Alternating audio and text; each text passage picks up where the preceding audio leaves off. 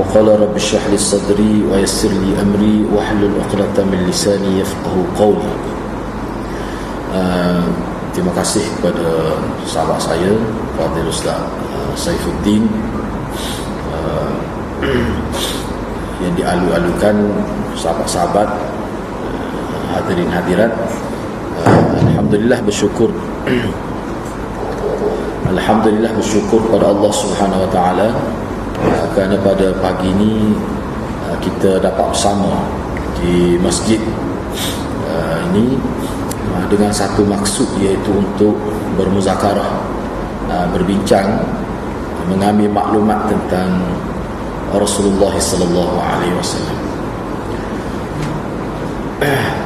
Jadi seperti yang kita maklum bahawa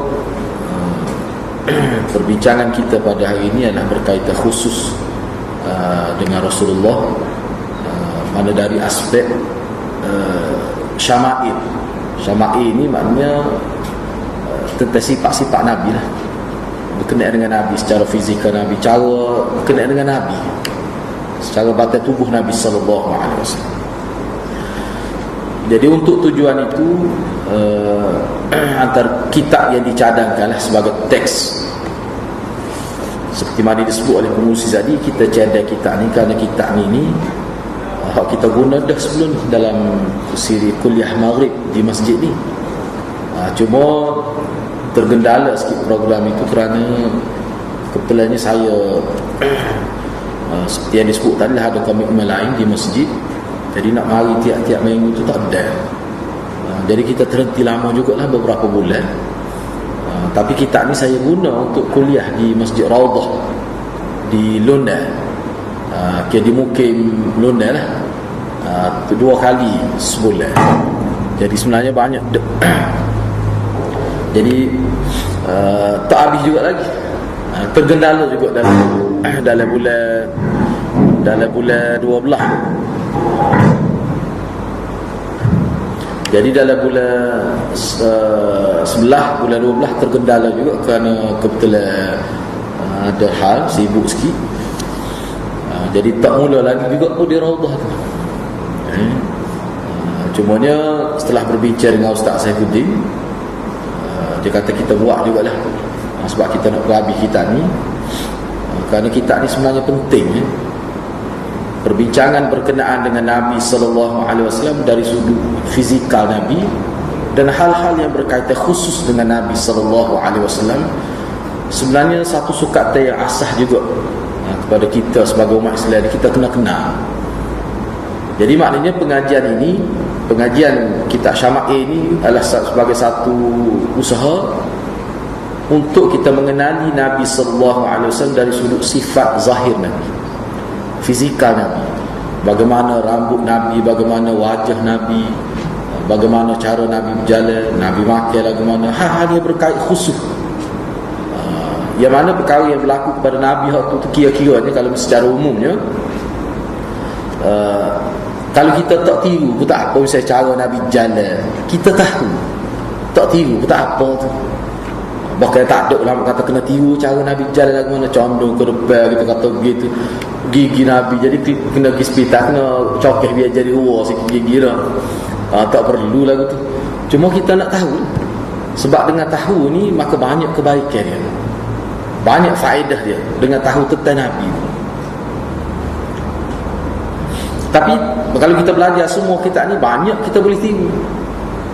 Hak sepatut kita tiru lah. Kalau hak sudah tu tak dah Allah buat Nabi jalan lagu tu dah, lepas tu gigi Nabi kita tu tak nak apa dah tu, bagi tu tak dah tu. Cumanya walau bagaimanapun dengan kita tahu ni, insya-Allah kesannya sangat positif. Kita semakin boleh menggamit perasaan cinta yang lebih. Salah satu wasilah lah kita kata untuk kita mendapat redha Allah Subhanahu Wa Taala. Itu sebenarnya. Cuma di sini sebelum kita terus masuk pada bab yang pertama ni, saya nak sebut sedikit secara ringkas ni berkenaan dengan Syama'il ini secara ringkas.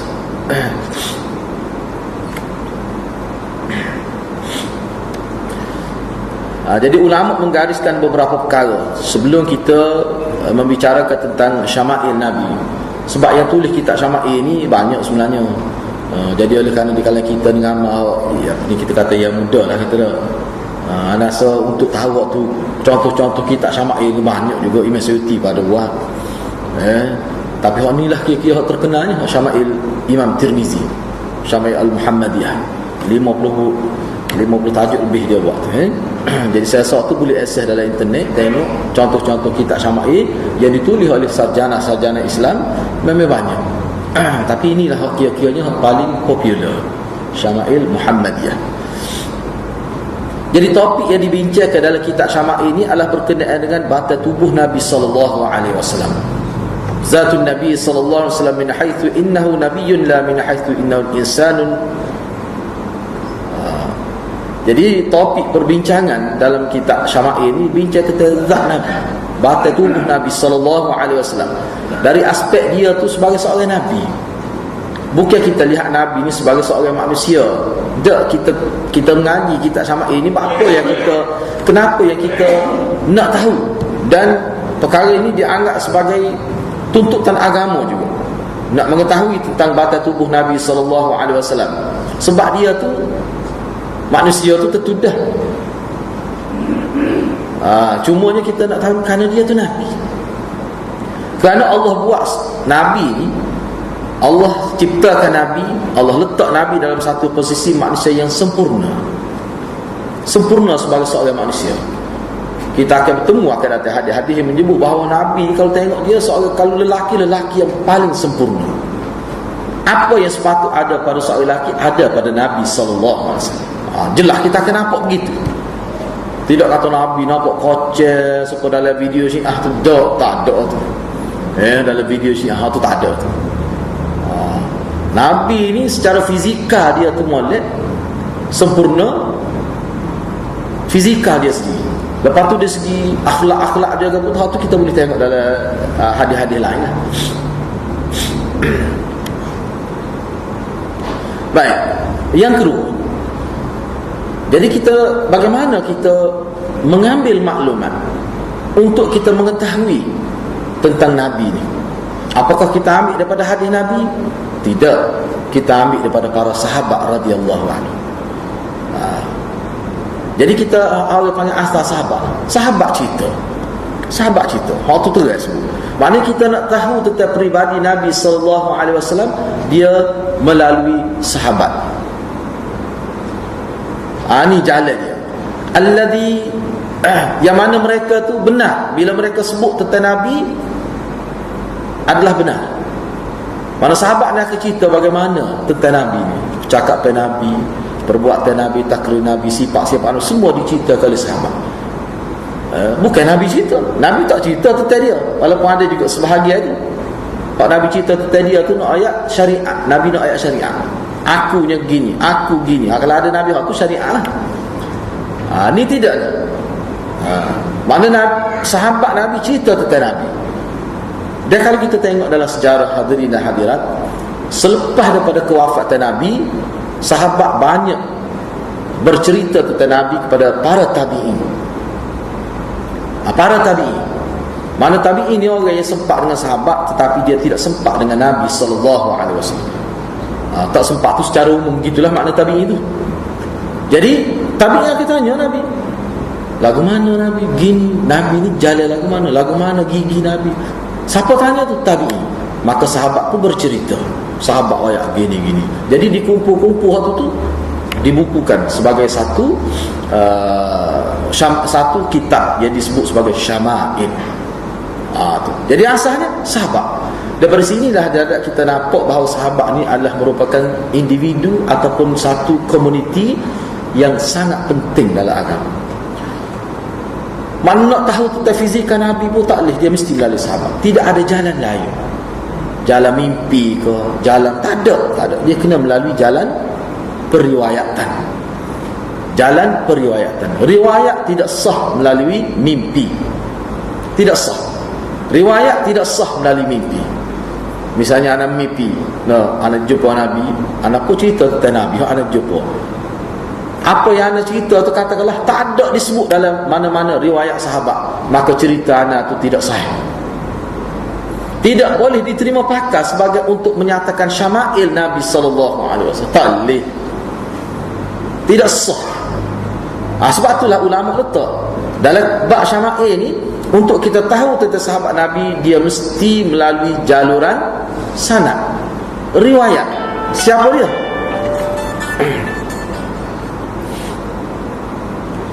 Jadi riwayat itu daripada Nabi, daripada para sahabat radhiyallahu anhum. Hadis-hadis lain yang tidak berkait dengan syama'il, yakni hadis-hadis yang mendedahkan ataupun memuatkan fakta-fakta agama lain selain daripada berkenaan syama'il Nabi, itu pun mesti melalui jaluran sahabat, mesti sahabat. Hasta itulah hadis-hadis riwayatnya pentingnya kedudukan sahabat dalam konteks agama kita. Punah sahabat, punah habislah. Sebab itulah ulama sentiasa menyebutkan bahawa musuh-musuh Islam cuba untuk merosakkan nama baik sahabat, merosakkan sejarah sahabat dengan maksud untuk supaya kita ragu, untuk menimbulkan keraguan kita terhadap agama kita. Waktu jelas disebut oleh para ulama. Jadi apa tujuan sebenarnya kita belajar kitab Syama'il ini? Apa tujuan? Apa maksud dia? Maqasid dia apa? Tujuan.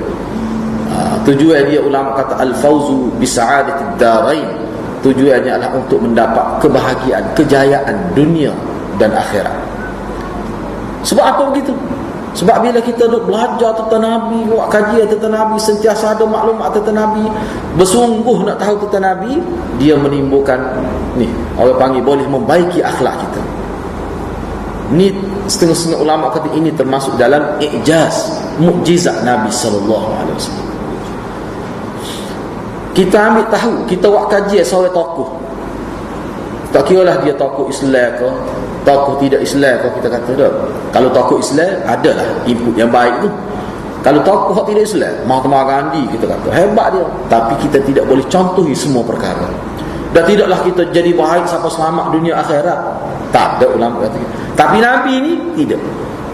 Kerana mukjizat Nabi, bila kita belajar tentang Nabi secara fizikal Nabi, dia akan timbul, orang panggil kesan-kesan positif tu. Jadi kita nak belajar tentang agama, kita jadi nak amal ajaran Nabi, itu kesan dia. Kita jadi baca Quran, kita jadi belajar tentang Nabi, jadi baik dengan ibu bapa. Itu sebagai contoh yang disebut oleh ulama. Itu kesan dia tu. Itu kesan dia tu.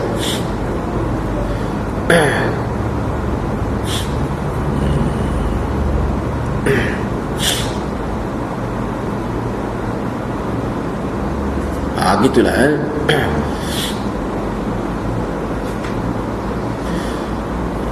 Jadi hukumnya, hukum belajar ni lah, hukum belajar tentang Syama'il ni, hukumnya ulama kata ada dua hukumnya, iaitu wujud aini ataupun fardu ain, dan wujud kifai ataupun fardu kifayah. Mana kadang-kadang dalam keadaan tertentu dia jadi wujud aini, mana wajib belajar tu secara infirad, secara kita kata dalam keadaan-keadaan tertentu lah. Tetapi umumnya ulama kata wajib kifai, wujud kifai. Wujud kifai ni maksudnya ada sekelompok yang tahu tentang Nabi secara fizikal Nabi ni, terlepas dari dosa orang lain, terlepas dosa orang lain. Tetapi dalam keadaan tertentu, dalam keadaan masyarakat Islam jauh daripada Nabi, dalam keadaan teruk lah, maka itu setiap orang wajib belajar untuk kebaikan diri dia. Katakanlah mana arus masyarakat dan situasi masyarakat itu tidak baik, kita kata zaman fasik lah, mana kita nak jadi baik dengan suasana ni, tak ada suasana rosak. Di situ adalah setengah ulama kata dia boleh menjadi wajib kepada orang Islam. Sebab apa? Sebab dia tidak boleh mengharapkan persekitaran dia untuk jadi baik. Itu mengikut setengah ulama. Baik, cuma anda nak tinjau dari sudut kita belajar dalam konteks kita sebagai seorang Muslim. Hak ni paling kuat kita kata kewajipan seperti kewajipan lain sebagai wajib menuntut ilmu. Itu dari sudut tu.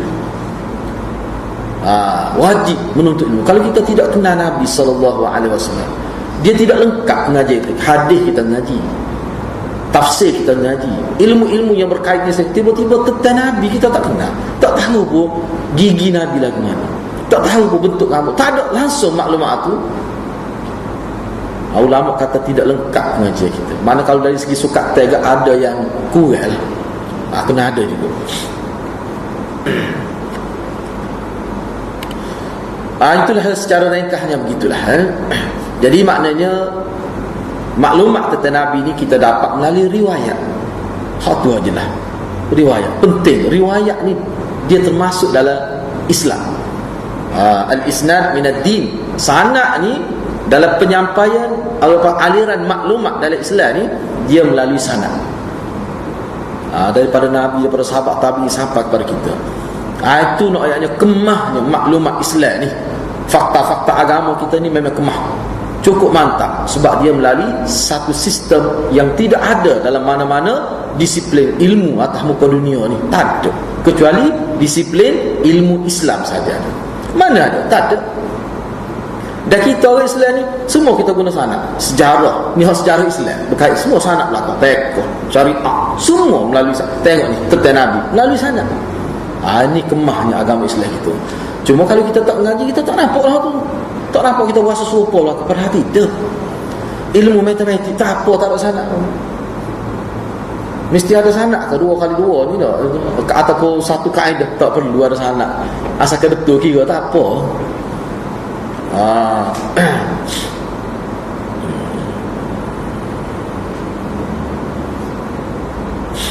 Gitulah. Baik. Jadi kita tu masuklah sebab kita pun nak ringkas dia ni. Cuma bagi ada kitab ni saya nak baca sikit dia punya mukadimah dia tu. Biodata tu lah, biodata secara ringkas benar ni biodata. Biodata Imam Tirmizi. Sebelum kita baca masuk pada bab pertama tentang khalq Rasulullah sallallahu alaihi wasallam, tentang fizikal Nabi sallallahu alaihi wasallam, kita ambil dulu maklumat secara ringkas berkenaan dengan muallif, penyusun kitab ni, iaitu Imam Tirmizi. Jadi nama sebenar Imam Tirmizi adalah Muhammad bin Isa bin Sawrah bin Musa As-Sulami At-Tirmizi. Kunyah Imam Tirmizi ialah Abu Isa. Kena ingat dalam bahasa Arab ni seperti yang kita maklum lah, ni sebagai peringatan saja. Dia sistem penamaan dalam bahasa Arab ni, dalam bangsa Arab dia ada 3. Dia panggil alamiah, kunyah dan laqab.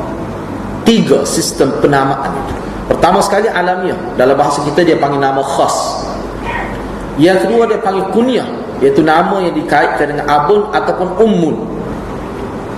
Abu Isa dikaitkan dengan Abu, itu kunyah tu. Abu Isa ni maknanya ayat Isa. Maknanya Imam Tirmizi ni ada anak dia nama Isa.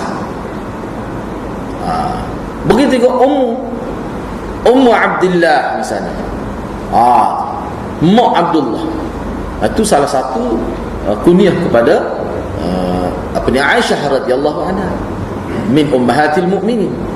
Sebab dia pera anak saudara dia nama Abdullah, mungkin dia tak ada anak ya. Isteri Nabi Aisyah ni Allah takdirkan dia tak ada anak. Dia pernah menangis beberapa kali. Sedih lah kalau tak ada anak ni, sedih kalau tak ada anak ni. Jadi peralah anak saudara dia. Sebab tu dia dikunyah. Orang Arab ni kalau kita baca sejarah Arab, kunyah tu satu kebanggaan. Dia ada anak, dia ada keturunan dia. Satu kebanggaan. Boleh kata memang itu semua Nabi ke Abul Qasim, ayah Qasim. Itu satu kebanggaan, mengikut tradisi dia, budaya bangsa dia gitu.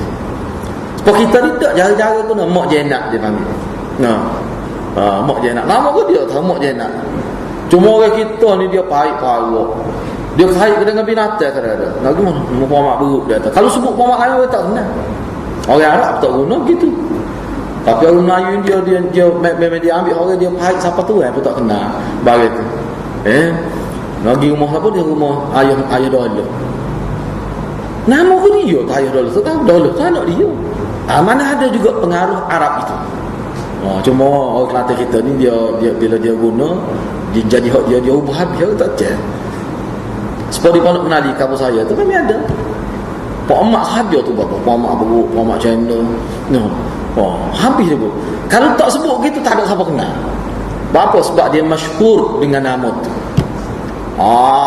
tu kira-kiranya kunyah lah tu. Selagi laqab, boleh jadi hak tu pelakok, tak tahu terlakok ni gelaran dia. Hak tidak dikaitkan umun dan abun. Misalnya Umar tu panggil Al-Faruq. Umar ni dua. Sayyidina Umar ni dia ada dua. Dia panggil laqab dia Al-Faruq. Faruq ni kita fahamlah makna dia seperti yang kita maklum. Selagi dia panggil waqafan inda kitabillah, itu gelaran yang terkenal dia pada Sayyidina Umar. Orang yang sentiasa akan tunduk, patuh bila dia dengar ayat Quran, dengar hadis Nabi, hak tengah marah boleh jadi turun kemarahan dia. Memang terkenal Sayyidina Umar. Bahkan tapi tak lagi kalau dengar ayat Quran, dengar hadis Nabi, dia jadi turun selalu. Dia punya kemarahan dia. Siapa disebut dia tu dalam kitab, salah satu gelar dia Al-Waqaf, waqafan inda kitabillah. Tu cara kalau sebut waqaf ni cara normal kita boleh tahu. Baik. Jadi kunyah Imam Tirmizi ni adalah Abu Isa. Imam Tirmizi lebih dikenali dengan nama Tirmizi ni kerana ambil sempurna nama tempat kelahirannya. Dia lahir di satu tempat yang bernama Tirmiz. Sebahagian ulama memanggilnya Turmuzi dengan dibaris dhammahkan pada huruf ta dalam bahasa Arab. Tirmizi ni dia boleh baca tiga sebenarnya. Tirmizi, Turmuzi, Tarmizi, tiga kita boleh baca, tiga. Turmuzi, Tarmizi, Tirmizi boleh baca belakang, tiga. Itu dhabit yang dibuat oleh ulama lah. Jangan kita duduk mana-mana tu. Kita tak apa tak boleh. Kita pun boleh tambah sekali lagi jadi pak. Tarmuzi, tak tahu. Okey, tunjuk dengar. Sebab masa saya ngaji dulu, mana tak tahu kalau anak murid ingat tu pun. Saya terkejut. Dia baca Ibn Jirir At-Tabari. Ni qiraat mana yang terbaca? Kata Maulana. Qiraat mana yang terbaca? Dia pun dengar. Jangan royak ngaji anak kalau baca lagu tu. Jangan royak ngaji anak kalau baca Ibn Jirir At-Tabari. Jadi tak boleh buat terkali tu sebab benda tu benda dhabit. Nama ulama ni dia dhabit dah. Jangan tembang kita buat terkali. Kejut khabar. Imam Nisa'i dia baca. Atau tak boleh. Benda dhabit dah tu. Nisa' ni ada dalam bahasa Arab. Tapi tak boleh lah, bukan Nisa'i. Nasa'i. Tu tak boleh.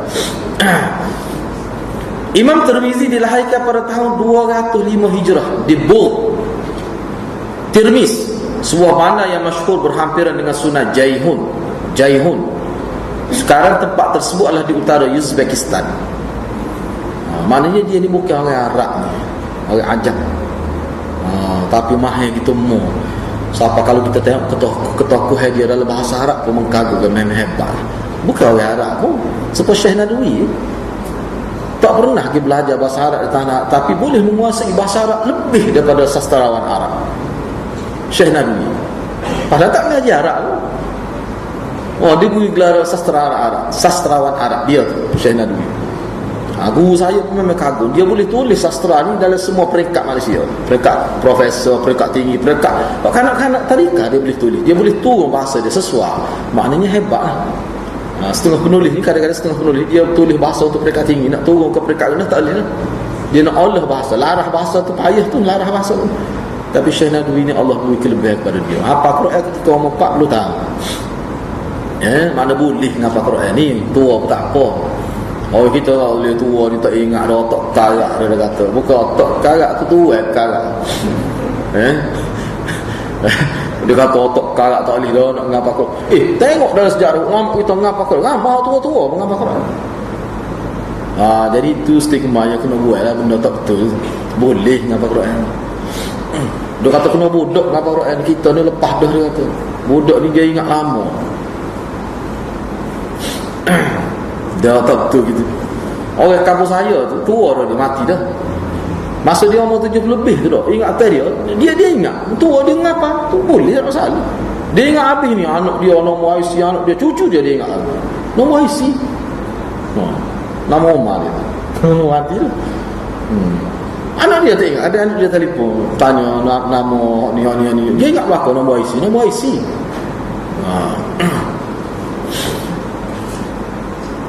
kan. Cuba tengok ni secara ringkas benar ni. Beliau meninggal dunia pada 13 Rejab 279 Hijrah di tempat kelahirannya juga ketika berumur 74 tahun. Mana dia meninggal pun juga di Buh Tirmiz. Dia mati situ juga. Para ulama menceritakan Imam Tirmizi telah mula belajar dengan ulama yang hebat-hebat sebelum umur 10 tahun lagi dia mengaji dah ilmu Islam ini. Beliau telah menjelajah ke serata negeri dan menuntut ilmu daripada ramai ulama dari kalangan orang-orang Khurasan. Mana Khurasan ni juga ramai ulama di Khurasan. Tempat kita ni ada dulu mari Tok Khurasan panggil dah. Ngajar hadis ni. Almarhum Tok Guru Mufti Besar dia belajarnya dia ambil sanad hadis ni. Tok Khurasan. Ada lagi masjid dia. Masjid Tok Khurasan di dekat belakang JKS 10. Tu. Antara ulama yang pernah menjadi guru pada Imam Tirmizi, Imam Bukhari sendiri. Imam Bukhari, Imam Muslim, Ali bin Hujr al-Marwazi, Qutaibah bin Sa'id dan Muhammad bin Bashar Ghundar, ataupun disebut juga dia tu Ghundar gelaran dia. Mana guru dia. Ni antara ulama yang berada di 3 kurung pertama lah ni. 3 kurung pertama. Ini sebagai peringat adalah khususnya kepada kita masih belajar lagi dah. Antara kita perlu baca adalah tentang ulama 3 kurung pertama. Kena ambil tahu nak. Sebab kalau kita perhati, kalau kita ambil dari satu sudut saja, misalnya hadis, kita hadis. Hak 3 kurung pertama ni kita kena hadam molek, kena faham molek. Sebab apa? Sebab kita boleh menjadi satu pengecaman kepada kita. Boleh menjadi satu orang panggil tanda lah kepada kita. Kenapa dalam kita hadis hak wujud pada 3 kurun tak ada hadis ni, tiba-tiba ada. Cara tu hadis tu bermasalah. Sebab orang yang nak ambil hadis daripada 3 kurun pertama tu ya, tiba-tiba macam mana boleh tak ada. Misal kitab Nahjul Balagh yang dikatakan karangan Sayyidina Ali, khutbah-khutbah Sayyidina Ali. Yang ulama kata bukan hak Sayyidina Ali, tahu mana? Sebab pertama sekali kitab tu dikenali keluar dalam dunia ilmu ni pada kurun ke-4. Lepas tu nya kata Yusuf Qaradawi dia baca habis kitab tu. Kita pun baca muka kitab Syiah ni. Kitab Sahih Bukhari lah mengikut Syiah tu. Kitab tu kata ulama 300 tahun ni bahasa berubah dah. Bahasa-bahasa yang ada dalam tu walaupun ada nilai sastra, tetapi dia tidak sama dengan air bahasa uslub yang digunakan di zaman sahabat. Tak sama. Ulama boleh kesan dari sudut laras bahasa. Tak serupa sebab kita lah. Tak ada 100 tahun di bahasa tahun 50 hari dah. Nah, kalau guna bahasa tu kita tak faham lah. Mana bahasa tu dia guna tu lain dah. Orang tak guna dah bahasa tu. Misalnya botol, sebut botol macam-macam kalimah botol ni. Semua tu orang tak sebut tu, sampai dulu sebut. Tak guna, mana perubahan bahasa orang tak guna. Ni bahasa lama dia panggil. Nak tengok kena tengok dalam kamus bahasa ni. Begitulah dia. Jadi Imam Tirmizi ni salah seorang yang mahir sangat dalam bahasa. Sebab apa? Sebab syarat orang nak jadi ahli hadis dia kena menguasai bahasa Arab. Sebab dengan bahasa kita boleh mengenali hadis itu palsu ataupun tidak. Raqiqatul lughah, bahasa ni longgar, rapuh bahasa ni. Kita boleh tahu. Antara ulama yang menjadi guru dia sana lah Imam Bukhari. Imam Bukhari tu tok guru dia. Imam Muslim tok guru dia. Imam Muslim ni anak murid Imam Bukhari. Imam Muslim tu sendiri. Imam Tirmizi telah menghasilkan banyak buku dalam bidang hadis. Sebahagian daripada kitab-kitab itu tidak dapat ditemui sehingga hari ini. Jadi banyak juga kitab-kitab itu hanya ada dalam senara sahaja, tapi tidak ditemui dalam kenyataan, dalam ilmu. Sebahagian daripada kitab itu tidak dapat ditemui hari ini. Manakala sebahagian lain menjadi kitab utama buat seluruh penuntut ilmu agama. Antara kitab beliau adalah Al-Ilal Saghir, Al-Ilalul Kabir, Az-Zuhd, Al-Asma' wal Kuna. Dan kitab yang berada di tangan anda hari ini iaitu Syamailu Al-Muhammadiyah. Kita dah pergi lalu ni. Baik, kita masuk bab pertama. Bab pertama iaitu bab pertama ni berkenaan dengan fizika Rasulullah sallallahu alaihi wasallam, iaitu khalq Rasulullah sallallahu alaihi wasallam.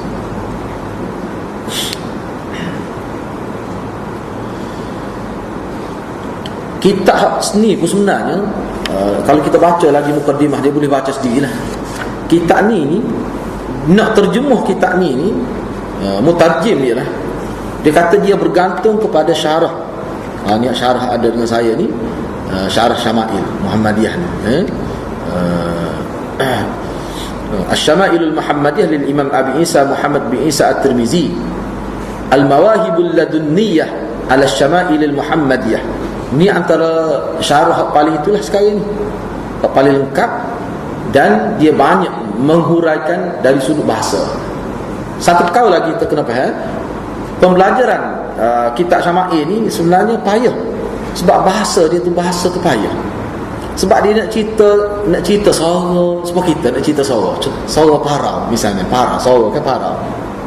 Lagu mana suara parau? Boleh sebut parau lagu mana? Rambut hot straight gitu, poske rambut hot straight, orang panggil tu dia. Lepas tu rambut hot khitimna khotok, orang Arab sebut itu kok. Kita tengok depan tu, patah ada setengah rambut tu khitim sini, patah bawah ni straight, lurus rambut tu dah. Kelantan kata straight, lurus rambut tu. Dia panggil apa pula? Nama tu.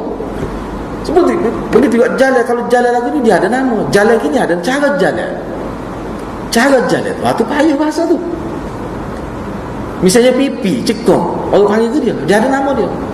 Dagu panjang, dagu jenis mendatar, kita orang panggil tu dia.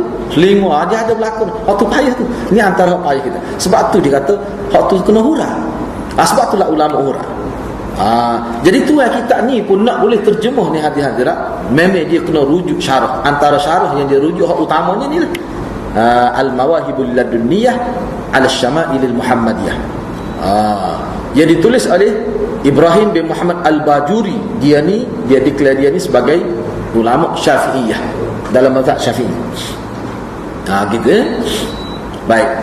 Bab yang pertama tentang fizika Rasulullah sallallahu alaihi wasallam.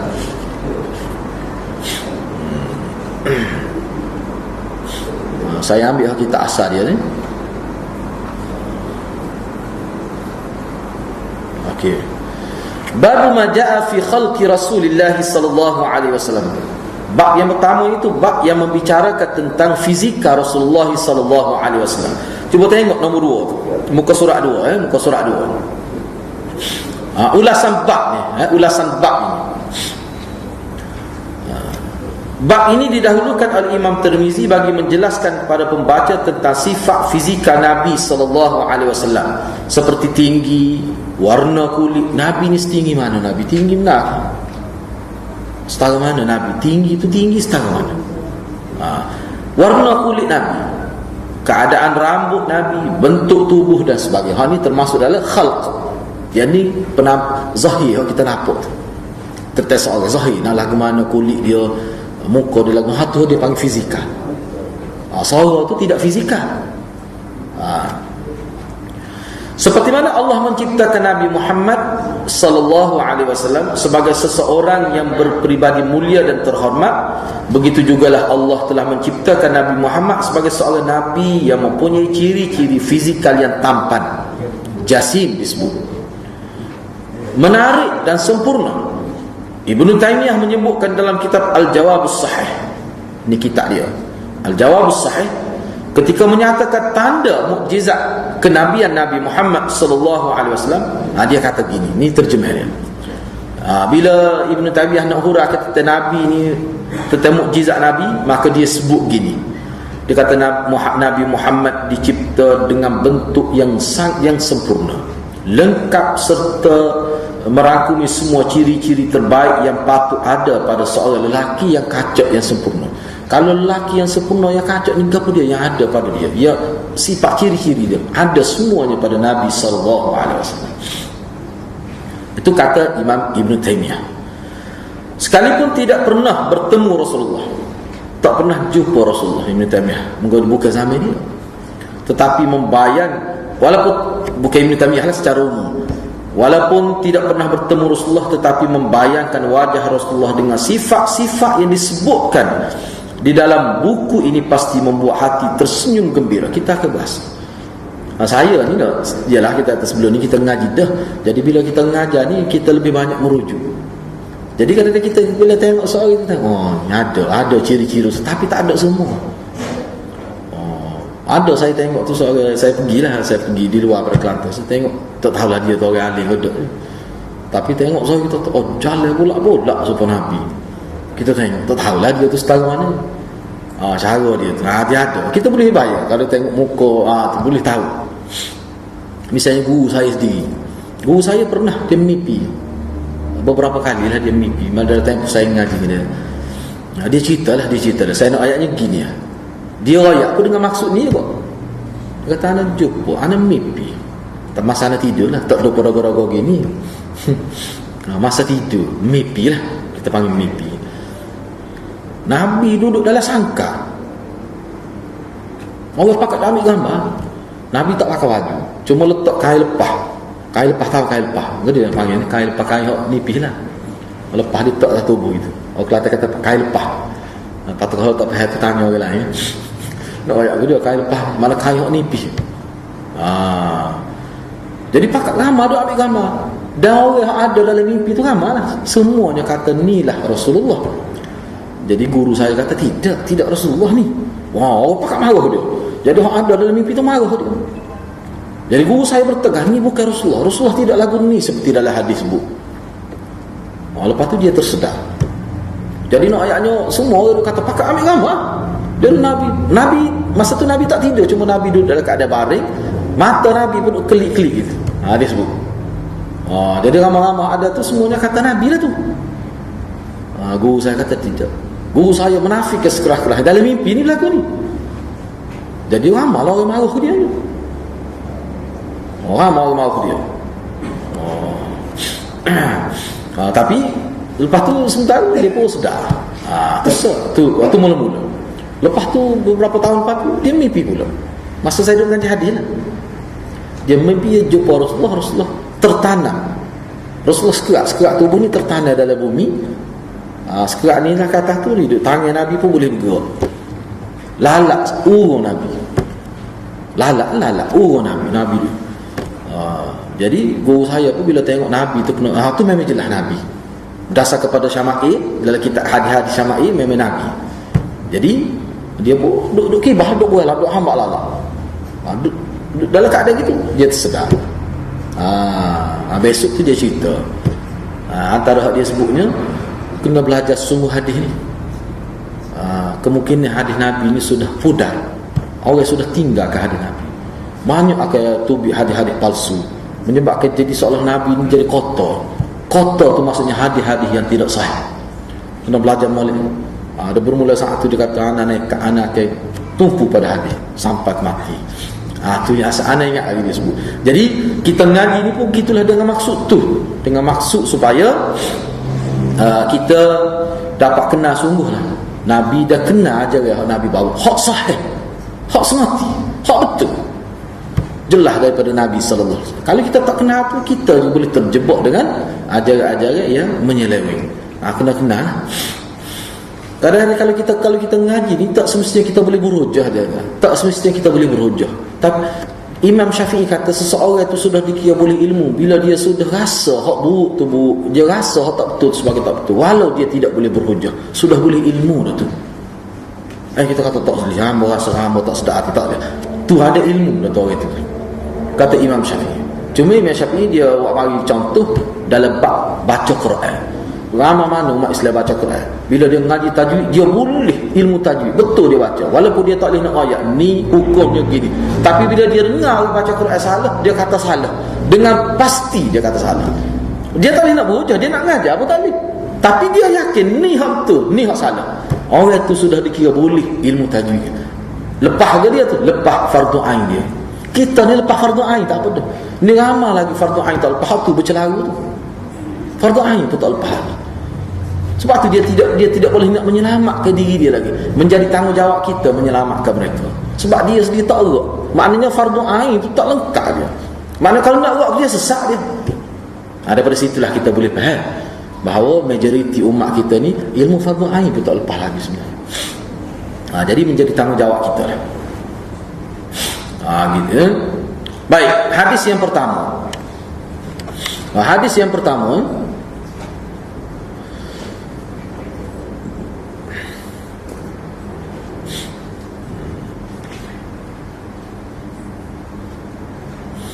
jadi sini ni dia tidak mari dia tidak kemukakan sanad dalam teks Arab lah. Anda nak baca lah. Ini Arab dia ni. Lepas tu kita tengok terjemah situ. Wa bi qala akhbarana Abu Raja Qutaibah bin Sa'id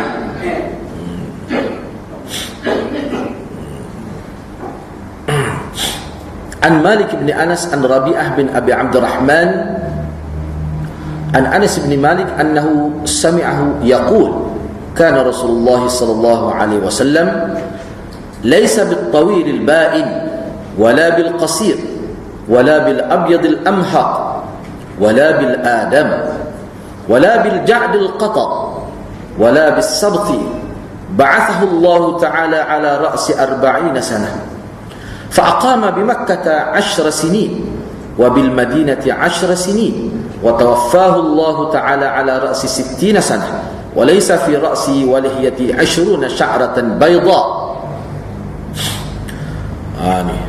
Itu sanad dia boleh tengok sendiri situ. Saya tidak nak baca tu sebab aku baca jadi lama lah. Baca sendirilah. Dia punya takhrij dia tu. Dia punya biodata perawi kalau ada setengah-setengah dia sebut tu. Boleh tengok sendiri. Jadi Imam Tirmizi daripada sanad pun baca sendiri. Kita terus ambil hadis. Rasulullah sallallahu alaihi wasallam laisa bit-tawil al-ba'in, tidaklah terlalu tinggi. Tidak terlalu tinggi. Maknanya tinggi. Imam Suyuti kata bila sebut laisa bit-tawil al-ba'in maknanya Nabi ni tinggi. Aqrab ila at-tawil. Dia lebih dekat kepada tinggi. Maknanya tinggi. Kalau kita kecek Kelantan bila sebut Rasulullah ni laisa bit-tawil al-ba'in, ada sifat al-ba'in, sifat pada at-tawil. Ini menunjukkan kata Imam Suyuti dalam huraian dia. Dia kata Nabi ni alah kau tinggi. Kalau kecek Kelantan alah kau tinggi, bukan alah kau rendah. Kalau orang tanya kita Nabi ni tinggi ke rendah, kita akan kata lalu tinggi. Itu maksud bit-tawil al-ba'in. Patut tinggi mana kau? Dah. Tahu mana? Dalam hadis lain pula. Tu. Mana kalau ada orang kata Nabi ni rendah, sampai setengah ulama kata boleh rosak akidah. Sebab tak ada sahih hadis kata Nabi ni rendah. Begitu juga kalau ada orang kata Nabi ni kulit hitam, boleh rosak akidah berkata. Sebab mutawatir bahawa Nabi ni cerah kulit. Sampai begitu sekali ulama sebut. Tahu mana tu? Riwayat.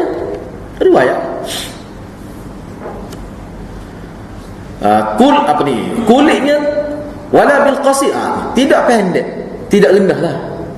Kalau pendek ni buat doa. Dia pendek dan rendah ni lain. Kalau pendek ketuk, parut nak lagi. Dia bahasa Kelantan pun dia ada bahasa cara dia juga. Rendah lain, pendek lain. Pendek ketuk. Panduk. Tu tahu bahasa sampai bila tahu tu dah. Orang lain tak pendek panduk. Ni pendek ketuk. Kotor. Parut lagi. Tu bahasa. Jadi hak tu jadi payah tu. Pendek, rendah tak sama makna tu. Hak tu payah. Ni ulama kata salah satu payahnya bahasa Syama'il ni hanya gini-gini. Dia nak ayat sifat. Sifat suara payah juga tu. Kulit dia tidak putih pucat. Dia tanya wala bil qasim, tidak terlalu pendek. Qasim ni sirah mubalaghah. Qasim tidak terlalu pendek. Kulit dia tidak putih pucat. Tu. Wala bil abyad al ahmar, tidak putih pucat. Anda baca dulu pada ana huralah sikit. Sebab gini hak mula-mula ni kita huralah, patut ya setelah hadis seterusnya sebab dia bulan kita akan pergi gitulah. Wala bil abyad al ahmar, tidak putih pucat. Sepatu Jepun. Tidak putih pucat. Wala bil adam, dan tidaklah warna sawo mata. Adam ni sawo mata. Dia dalam bahasa Arab ni kalau Adam ini makna coklat, warna coklat. Tapi warna coklat pala kemerah. Tu dia punya Adam bahasa Arab. Wala bil ja'dil qatar, dan rambut Nabi pun ja' ni kerinting. Ja' di mana kerinting. Qatar ni kerinting. Apa kata? Qatar rambut. Kerinting ni lain. Jadi ni kata Imam Suyuti dan Zamakhsyari pun sebut, jak ni khotak ni sepa zinjir, sepa orang negeri. Sepa orang negeri. Tu kata tu, sepa orang Afrika. Dia khotak tu gelulung halu-halu. Mana kalau tebas itu ketika dia sisi tu patah sisi tu. Tu bukan Suyuti sebut tu. Pak Anas sebut. Dia kata Imam Suyuti kata patah sisi. Nah yang ni. Ayatnya kerinting lagi. Sebab tu disebut qat. Sebab ada setengah disebut jak saja kerinting. Ni dak bil ja'dil qata, maknanya kerinting siapa khata. Bahasa Kelantan. Mana kerinting gelulung lah. Wala bisabti, dan tidak juga terlalu lurus. Maksudnya rambut Nabi ni ekal lah, ekal peluk. Hak paling tepatnya peluk. Masa nak ngaji dulu Tok Guru nak kata hak paling tepatnya duk tengok tu dia jenis peluk lah. Apa peluk tu? Sebab Nabi ni bila dia ambil air semaya ataupun rambut dia kalau dia nak kalau dia pecah sebel ataupun dia bunga ke, rambut dia dikucah, dia guna tangan kemah semula rambut. Mana rambut tu rambut peluk tu. Kalau rambut straight, rambut teknik rebonding tu lain. Hak tu payah hak tu. Rambut kerah, sisir pun tak hendah ke sisir, kata-kata tak kat sisir tak jadi, itu bak lain. Rambut Nabi kalau dia guna tangan gini pun tu jadi kemah selalu rambut Nabi. Tapi ada juga ulama kata rambut Nabi ni dia serupa, dia sepuar Abu Lahab. Abu Lahab tu pot darah Nabi tu. Rambut dia pun comel. Abu Lahab ni antara rambut comel. Abu Lahab sini, khususnya sini. Semua Nabi gitu juga. Nabi sini dia, sini cepat ubah Nabi. Sini dia itu. Sebab dia banyak kena minyak wangi. Sebab Abu Lahab tu sini ni dia warna nisan. Tahu nisan? Warna nisan. Kalau ayah baik kat warna nisan pun. Sisi balik, balung tinggi, paruh sah. Tu lari ayah. Ayah lari lah. Duduk sisi balik. Lepas tu dah ada tinggi gitu. Tu habis ni. Duduk atas cagak kan. Di sini ni warna nisan. Dia nisan lepas tu ujung dia tu dia gelulung sikit. Naik gitu. Comel lah. Dan lahbun tu kerana rambut dia tu lah orang panggil lahbun. Abu Lahab tu. Tu. Jadi Nabi pun comel. Dawa dia Abu Lahab memang comel. Comel fizikal lah. Orang serius lah tu. Fizikal dia comel. Jadi baginda diutus oleh Allah menjadi rasul pada usia 40 tahun, berdakwah di Mekah 10 tahun, Madinah 10 tahun juga. Baginda diwafatkan oleh Allah dalam usia 60 tahun dalam keadaan tidak sampai 20 helai uban yang terdapat di kepala dan janggutnya. Dalam hadis pertama disebut beberapa perkara. Yang pertama, Nabi ini tinggi tetapi tidak terlalu tinggi. Manakala kita guna bahasa kita tidak tinggi lampai lah kita. Tidak. Yang kedua, wala bil qasid, tentu Nabi ini tidak rendah. Seterusnya Nabi ini warna kulit Nabi abyad ahmad. Tidak abyad ahmad. Mana tidak putih pucat. Maknanya putih. Anda baca sikit ni. Ini anda petik dalam syarah ni. Maksud abyad ahmad, Nabi ini kulit tidak putih ahmad, maksudnya putih yang cantik lah, comel putih. Dalam riwayat yang kata putih dia tu nak gialah ke merah sikit.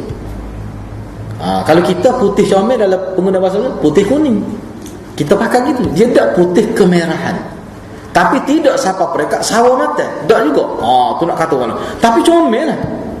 Dan putih Nabi ni dia tidak, putih Nabi ni comel. Dan kalau dia marah di gambar dalam hadis, dia nampak warna tu, nampak merah sebab dia putih. Sebab kita ni tidak negro pun, 3 huruf pun, tapi tak nampak. Mana kalau kita marah, tahu mana? Tak nampak merah, nak nampak mana muka kulit gelap. Habis mata dah marah, kalau nampak biasa lagi.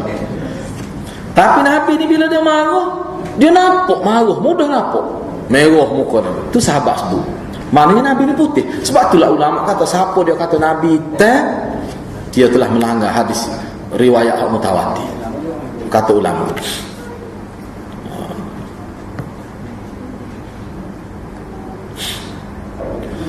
Jadi setengah ulama dia kata kalau ada orang kata Nabi dia telah termasuk kadzaba alayya muta'ammidan, termasuk dia berdusta atas nama Nabi dengan secara terang-terangan. Jadi dia menyediakan tempat di dalam neraka lah dengan sebuah lagu. Jadi dalam syarah disebut Nabi ini tidak abyad ahmad, tidak putih pucat seperti dalam terjemah ni. Dia memberi kesimpulan begini, ringkas ulama tulis bahawa Nabi ini putih yang dianggap putih cantik di zaman dia. Lagu mana orang Arab? Sebab kita kalau putih ni ada kan putih sepul, susu tak comel lagu tu. Putih gitu kalau kata dia nak mana setengah tu putih comel. Orang kata putih kuning. Nabi ni putih memang comel. Dia tu. Gitulah ayatnya. Adam.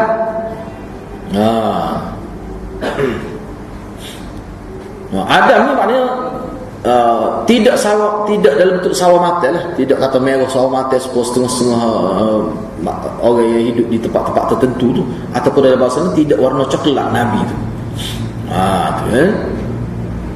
Kemudian seterusnya dalam hadis juga disebut rambut Nabi itu ja'dil qatat, makna kerinting tetapi tidak terlalu kerinting. Ni maksud dia sifat rambut ni. Kata Zamakhsyari, Zamakhsyari seorang tokoh bahasa. Zamakhsyari tokoh bahasa. Dia kata ja'dil qatat ni nak menafikan supaya rambut negro tu.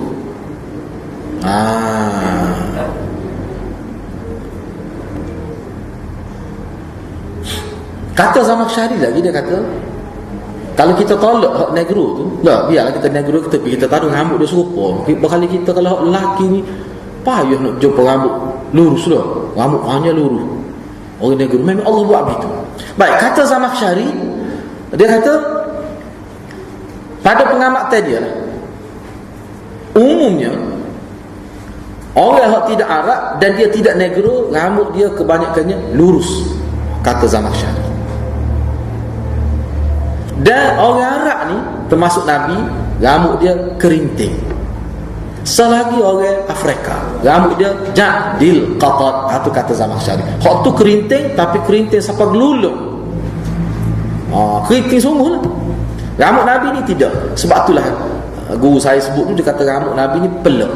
Pelak, tahu pelak dia orang nak kata pelak lah. Kerinting tu maknanya nak kata kerinting tak juga sebenarnya. Pelak, heka lah kita kata. Rambut jenis heka, comel lah dia. Comel. Kemudian dalam hadis ni juga sebut bahawa Nabi dibangkit jadi Nabi ketika umur 40. Lepas tu berdakwah di Mekah 10 tahun dan tinggal di Mekah 10 tahun. Dia wafat ketika umur 60 ni. Dia panggil ambil hak genap. Dia ambil hak genap. Kalau Mekah tak apalah 10 duduk Mekah 10 tahun. Duduk Mekah ni 13 tahun pendapat kuatnya. 13 tahun duduk Mekah. Tapi sini dia ambil 10 ni, ambil hak genap 10 tahun. Dia duduk 1 tahun, duduk 10 tahun. Pada 11, 12, 13. Orang kita berada kecek gitu. Duduk 10 tahun. Kadang-kadang tidak 10 tahun tepat, maknanya 10 tahun ke atas. Tak sampai lah 15. Kalau sampai 15 dia kira lain. Moga Nabi duduk sini, duduk di Mekah ni 13 tahun. Jadi sebut 10 tu, hak tu tak salah dari segi penggunaan bahasa Arab. Dia ambil secara genap. Nabi mati umur 60. 60 tepat ke? Tak, 63. Tapi ada juga kecek gitu. Gitulah maksudnya. Kerana pendapat kuatnya mana 13 tahun semasa di Mekah tu. Kemudian di akhir hadis ni sebut mana ubat Nabi ni tak sapa 20 lah. Kita kata siapa dia kira tu? Siapa dia kira tu? 10 lah, 20 lah. Nampak sebut dengan ta'yin tu. Ni hak sahabat dia nampak. Dia khilaf. Saya setakat kita tengoklah dalam kitab ni, kitab lain tak ada sebut kita ubah Nabi sahaja ni, tak ada sebut siapa lebih pada 36 lah. Bawah pada tu ya. Sebab tu ulama kata sebut 20, 26, 24 lah, sampai 36 paling tinggi. Apa yang hendak disebutkan oleh sahabat? Kerana sahabat yang cerita ni. Ini nak menunjukkan bahawa Nabi ni ubah dia tidak banyak. Ketika umur 43 mati, benda dekat ada ubah tak banyak. Cuba bayangkan Nabi ni ketika kalau dia cuma minyak rambut sikit, jadi tak berapa nampak ubah tu. Maknanya ubah tu tidak jelas sangat putih dan tidak banyak. Bila tak jelas sangat putih dan tidak banyak, maka kalau cuma minyak rambut, dia jadi tak berapa nampak ubah tu. Maknanya Nabi ni sehat, ulama kata. Awet muda lah. Awet muda. Kita ni umur 40 lebih peneng dah orang tengok. Sahabat saya tu, kita kena bilah hak hitam nak pula dah. Nak yang jadi banyak orang putih. Orang 44, 45. Nak kan. Tapi itu bukanlah satu kecacatan secara tidak, tapi nak ayatnya gambaran Nabi. Baik, hadis yang kedua. Hadis yang kedua ni dia banyak kesamaan lah. Hadis yang kedua, untuk ringkas juga, kita cuba tengok satu rangkaian sanad. Imam Tirmizi telah meriwayatkan daripada Humaid bin Mas'adah Al-Basri, daripada Abu Wahab Al-Thaqafi, daripada Humaid, daripada Anas bin Malik. Dari kata Anas bin Malik, kana Rasulullah sallallahu alaihi wasallam rab'ah ni sederhana tinggi. Ana terjemah gitulah, lah mudah. Nabi ni sederhana tinggi. Kita huruf dah sana. Laisa bil-tawil wala bil-qasir hasan al-jismi wa kana sya'ru laisa bi'adin wala sabtin asmar al-lawn idza masya yatakaffa. Jadi Rasulullah ni seorang yang tubuh dia ni sedang ni sederhana. Mana tinggi tapi tidak terlalu tinggi. Dan tidak terlalu rendah. Bentuk tubuhnya maknanya tampan lah. Hasan al-jismi ni tampan. Ataupun setengah dalam kitab Arab disebut, dia kata mana kedudukan dia tu, dia tegak, nampak tegak. Sebab Nabi atas ni dia bokok sikit, dia start sini ni gerik terpanggil. Di atas tegak ni dia kepala ke depan. Kepala Nabi ni kalau kita tengok straight gini, dia kepala tu dia ke depan sikit daripada dada dia. Perut tak sekira sebab Nabi kepeh perut. Kalau kita payah kat lah tu. Moga kita beratkan lah. Tapi Nabi ni kalau kita tengok kerepan gini, memang kepala dia dapat kerepan, condong kerepan sikit. Jadi sini nampak macam bokok sikit lah. Tapi antara kita kata kawasan ajbuz zanak tu, kawasan punggung tu, siapa kata ni dia straight, tegak gitu. Dia punya belakang Nabi. Tu maksud dia. Jadi mana nampak gagah, nampak gagah. Nampak gagah. Hasan al-jismi itu termasuk, maksud Hasan al-jismi itu tubuh tu ni dia panggil otot. Sendi-sendi dia ni dia besar Nabi ni sendi ni. Mafsal dia panggil, mafsal ni, sendi ni. Mafsal ni sendi. Dia ni besar. Lepas tu Nabi ni dia bukan gemuk. Orang Kelantan panggil khako kasar. Khako kasar.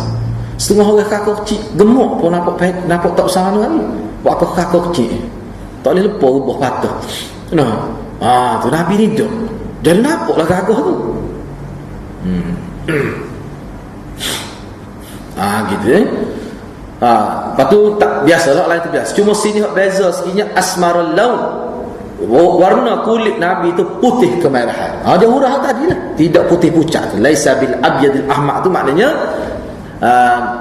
wala sabtin asmarul laun. Asmarul laun ni suku laisa bija'din wala sabtin, tidak kerintin dan tidak terlalu lurus. Sabtin lurus. Dan asmarul laun, kulit dia tu putih tapi nak gialah kemerah sikit. Orang panggil putih kemerahan. Tu kulit Nabi. Tapi putih. Idza masya yatakaffa, bila Nabi jalan dia condong ke hadapan. Dalam riwayat lain kita akan jumpa lepas ni, supaya kita turun daripada tempat rendah, kita duduk tempat tinggi, turun tempat rendah, kita nak mengimbangi tubuh tu, jadi kepala tu ke depan sikit. Lagu tu cara Nabi jalan, walaupun tempat rata tu cara Nabi jalan. Baik, hadis yang ketiga, Imam Tirmizi meriwayatkan daripada Muhammad bin Bashar, daripada Muhammad bin Ja'far, itu salah tulis, tinggal F, Ja'far, daripada Syu'bah, daripada Abu Ishaq, daripada Al-Bara' bin Azib, daripada Bara' bin Azib. Apa kata Bara' bin Azib?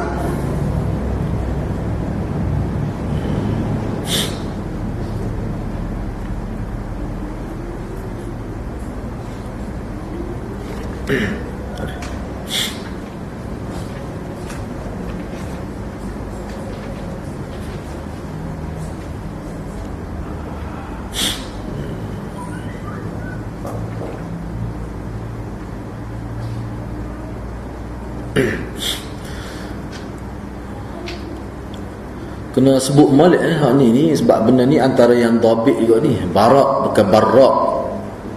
Bara' bin Azib. Bara' bin Azib ni seorang sahabat Nabi. Dia ni lebih dikenali di segi kunyah dia panggil Abu Amarah. Bara' bin Azib ni kunyah dia Abu Amarah. Dia sama tua. Dia ni sama sebaya, bukan sebaya, sama tua. Kalau sebaya ni tikas tahun tua panggil sebaya. Dia ni dia lahir di tahun yang sama dengan anak Sayyidina Umar, Abdullah Ibn Umar. Peperangan yang mula-mula dia masuk perang adalah peperangan Khandaq. Peperangan Khandaq atau peperangan yang mula-mula. Dia tinggal di Kufah. Tempat terakhir dia tinggal adalah di Kufah, dan dia mati di sana ketika umur 72 tahun. Ini Bara' bin Azib, sahabat Nabi. Secara ringkas saya sebut ni Bara' bin Azib. Dia, yakni Bara' dan Azib ni ayah dia. Kedua-duanya adalah sahabat. Bara' bin Azib radhiyallahu anhuma. Sebab apa? Sebab dia dengan ayah dia adalah sahabat. Bara' bin Azib. Apa yang dia kata? Dia katakan Rasulullah sallallahu alaihi wasallam rajulan marbu'an bu'aid. Kena baca, kalau baca bagi depan kena ain bagi datang. Sirah tasghir. Kalau dengan jarak dia panggil sirah tasghir. Bukan sirah mukabbar. Sirah tasghir. Iaitu bu'aid. Kalau kita nak baca dengan ain bagi bawah kena baca ba'id. Boleh belakang tu. Ni boleh baca dua. Kalau nak baca ba dengan bagi depan kena bu'aid ma bainal mankibain. عظيم الجمة إلى شحمة أذنيه عليه حلة حمراء ما رأيت شيئا قط أحسن منه. Jadi Rasulullah sallallahu alaihi wasallam ni seorang lelaki yang marbuk ni tinggi lah, sederhana tinggi, serupa dengan mana rab'ah tadi, sederhana tinggi. Nabi lelaki yang bertubuh sederhana, tidak terlalu tinggi dan tidak terlalu rendah. Bu'aid ma bainal mankibain, jarak antara kedua-dua bahunya lebar. Bahu ni bahu Nabi ni dia lebar, orang panggil dada bidan. Tahu bidan? Setengah-setengah orang tu seorang perempuan lah khususnya. Orang lelaki tak ada buat baju Melayu buka tu sini sapok cakah tu. Biasa perempuan dia buka apa ni? Sepuluh cerita ke tu cerita budak-budak tu. Kena rider. Dia buka ni. Biasa. Apa dia bahu dia jatuh. Kadang-kadang bahu ni dia pendek, tubuh pendek, dia tidak bidan. Jadi bukan sunnah buka sikit, comel buka ni. Nabi tu dia dia ni agak jauh jarak sikit antara kepala bahu ni dengan kepala bawah ni. Buka makna dada ni bidan. Comel lah. Kalau dada kecil gitu orang main bina badan, betul saya tu. Buat apa dia? Nak naik mana? Satu tu. Jadi Nabi ni comel. Makna nampak gagah tu. Tu dia nak ayatnya. Itu maknanya bu'aid ma bainal mankibain. Kalau kita kata ba'id, maknanya jauh. Bahu dia dua bahu ni jauh jarak dia. Maknanya dada bidan kan. Gitu maksud dia. Dia kata bahu bidan, dada tu. Dada jadi bidan, ki bahu jauh betul. Luar tu. Kemudian tu tak apalah, itu maklumat baru kita dapat dalam hadis ni. Mana kedudukan dada Nabi tu jenis buka lah kita, beda. Kemudian azimal jummah ila syahmati udhnaih. Kemudian rambut Nabi pula lebat. Azim jummah ni atas ni lebat. Jummah ni asal makna macam bongo lah tengah ni. Jummah. Rambut dia tu lebat. Sebab Nabi ni dia tidak botak tengah. Dia lebat. Lebat rambut Nabi. Lebat terurai ke bahu sampai ke telinga. Ni sebab Nabi dulu dia potong rambut, dia tidak 1 2 3 sebab kita 1 2 3. Tidak lagi tu dia gunting. Ingat ada gunting panggil style mana tak? Belah ni orang tak akal saya. Nak gunting pendek mana rambut? 1 2 3.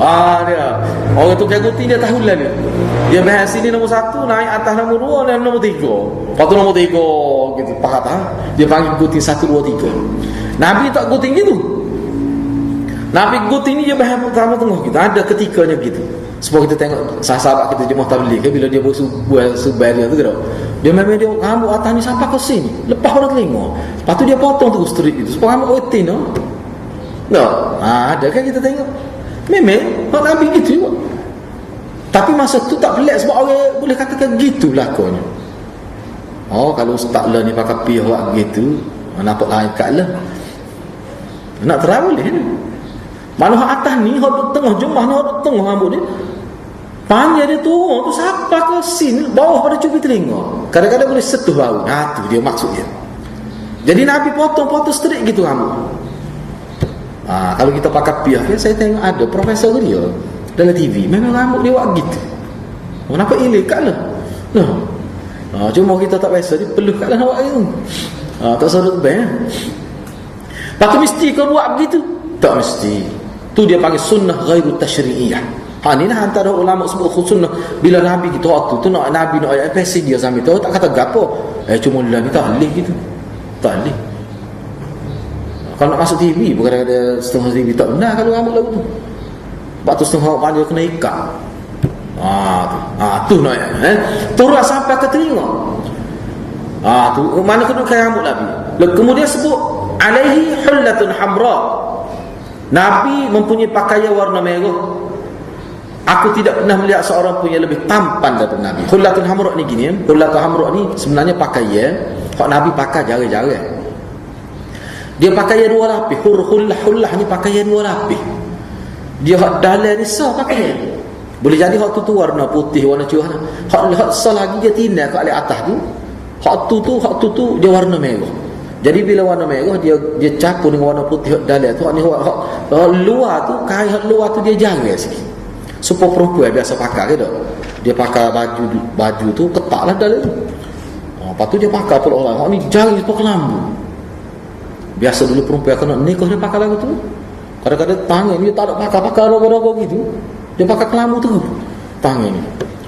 Jadi hak sini ni pakai kira-kiranya tu, tapi kat baut nakal dia pakai penuh ketak ni.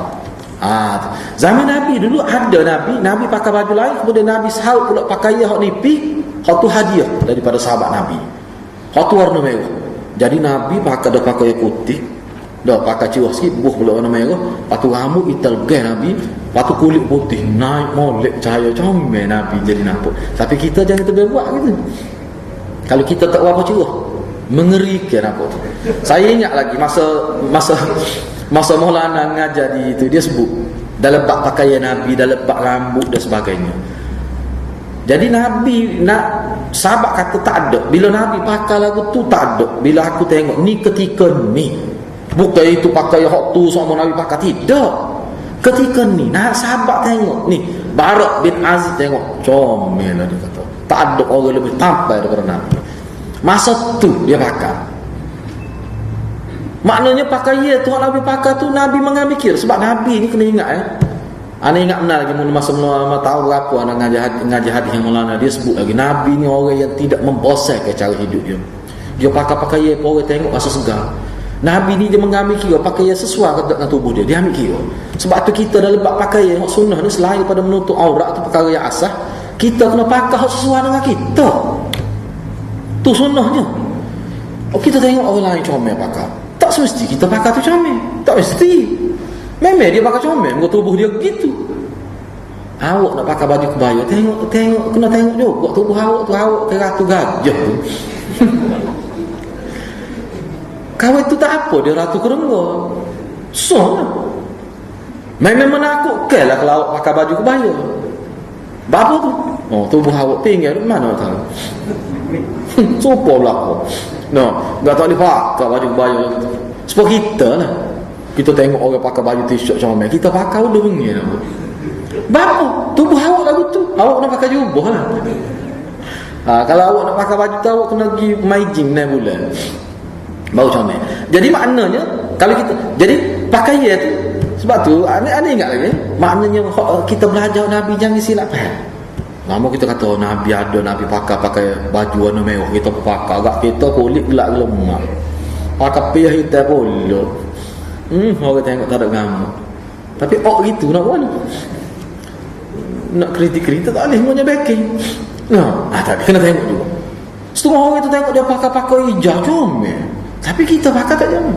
Maknanya kita kalau nak ikut sunnah dalam berpakaian, kena pakai hak sesuai dengan kita. Biar orang tengok tidak nampak gelap. Tu sunnah. Begitu juga masalah rambut.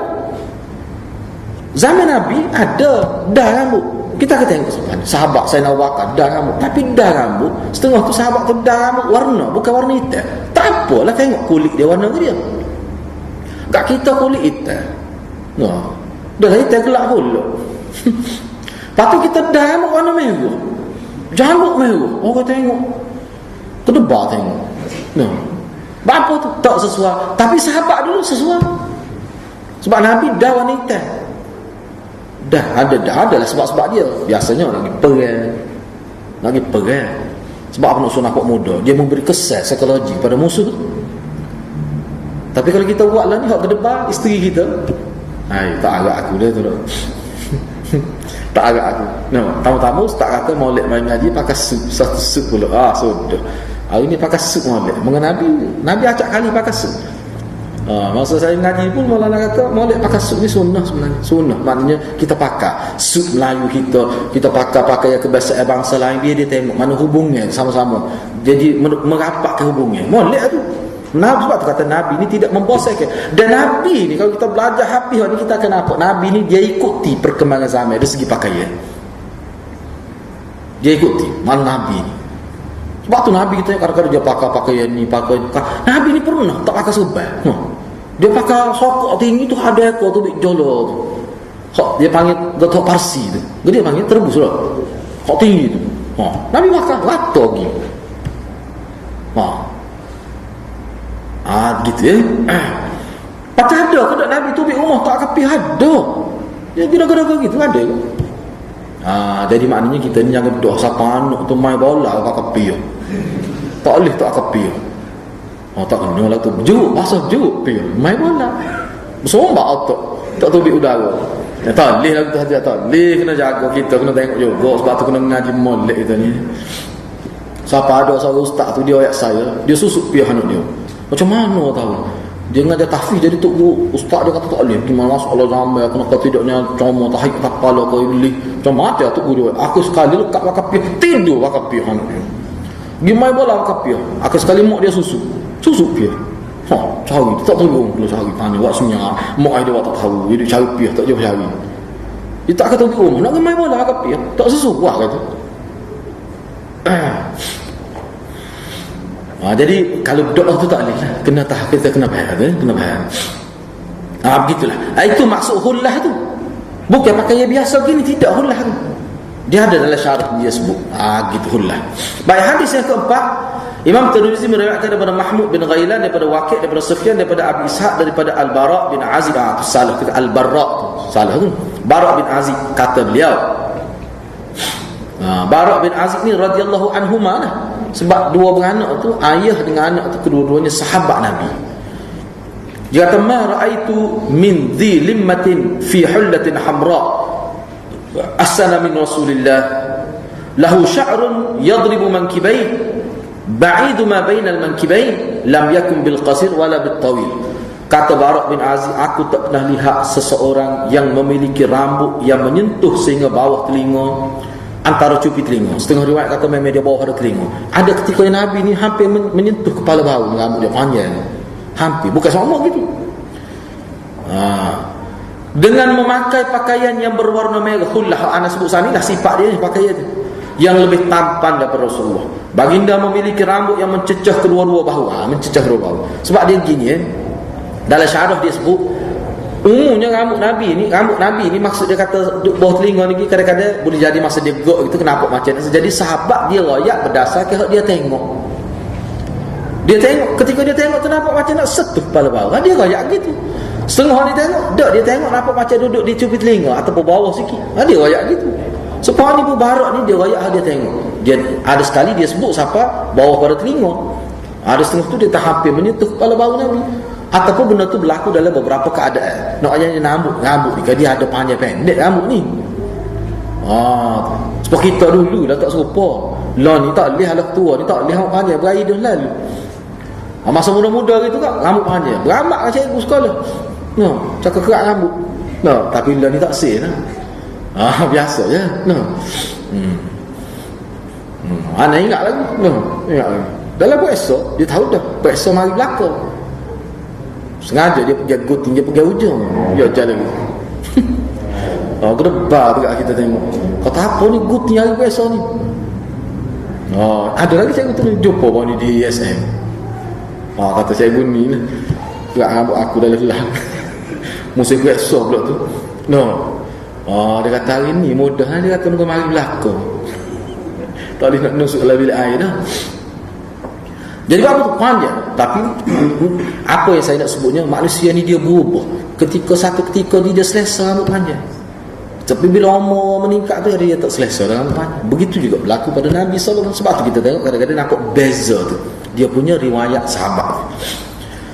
Begitulah. Jadi dalam hadis ni pun tak ada perkara yang itulah, lebih kurang dengan hal tu. Hadis yang kelima, cuba tengok hadis yang kelima. Imam Tirmizi meriwayatkan daripada Muhammad bin Ismail, daripada Abu Nuaim, daripada Mas'udi, daripada Uthman bin Muslim bin Hurmus, daripada Nafi' bin Jubair bin Mut'im, daripada Ali bin Abi Talib. Kata Ali bin Abi Talib,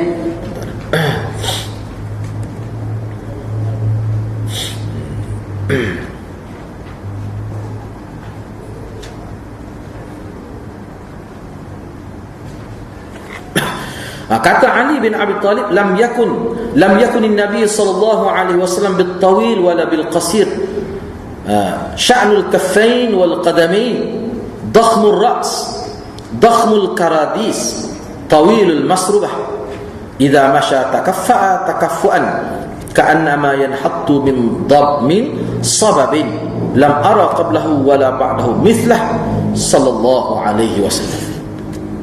Sayyidina Ali kata, sepupu Rasulullah sallallahu alaihi wasallam dan menantu Rasulullah. Sayyidina Ali kata Rasulullah ni tidak terlalu tinggi dan tidak terlalu rendah. Sya'nul kaffain, telapak tangan dan kaki dia terasa tebal dagingnya, namun lembut. Ni hak beza sikit, sebelum ni tak ada. Ni tapak tangan Nabi, tapak tangan dan kaki dia, tapak tangan dia tebal. Tak tahulah tebal kulit ke tebal dia punya lemuk, tapi tebal. Tapi dalam setengah-setengah riwayat kata tebal sekali, lepas tu dia agak lembut, tapi kalau kita jamu dia berasa macam kasar sikit. Sebab apa? Sebab Nabi ni dia pegang tali kaki kuda. Maknanya Nabi ni orang yang bekerja. Dia beza tangan orang kerja dengan tangan orang duduk saja.